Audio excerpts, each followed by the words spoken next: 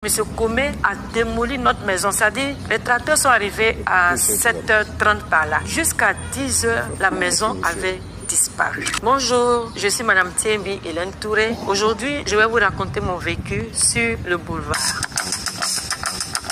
En 2013, nous avons acheté une maison à Angré-Château. La maison, on a aménagé, nous avons construit. C'était une maison de 5 pièces. Et on avait même construit des studios, 4 studios, un atelier de couture, un magasin également pour faire un atelier de coiffure. La fondation, c'était pour faire un immeuble en fait. Mais il y avait juste des studios qui étaient déjà construits, qui étaient occupés par des locataires. Et nous étions à l'intérieur dans la villa basse de 5 pièces. On a acheté ça en 2013, comme je l'ai dit. Et en 2017, le lundi 13 avril 2017 à 7h30, nous étions à la maison quand le tracteur est arrivé et avec une vingtaine de gendarmes. On nous a dit que c'est M. Comé Bakari qui les envoie parce que la maison qu'on occupe, le terrain sur lequel la maison a été construite, lui appartiendrait. Et M. Comé a démoli notre maison. C'est-à-dire, les tracteurs sont arrivés à 7h30 par là. Jusqu'à 10h, la maison avait disparu. Les enfants étaient à l'école. Je suis mère de famille. Nous avions 4 enfants et 8 protégés.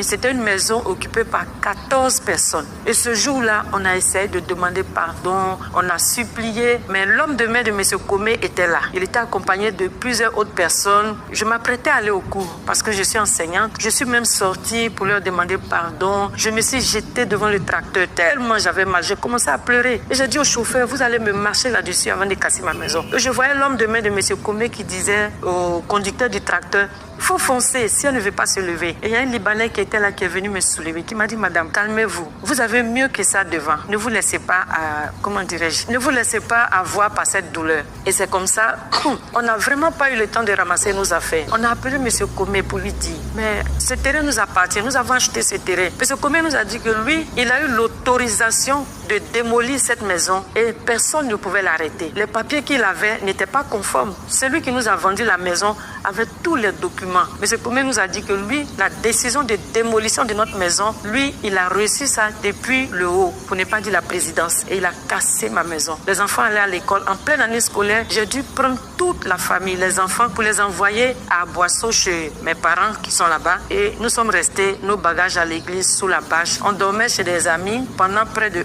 1 mois. Mon mari n'avait pas de travail. Il avait perdu son emploi.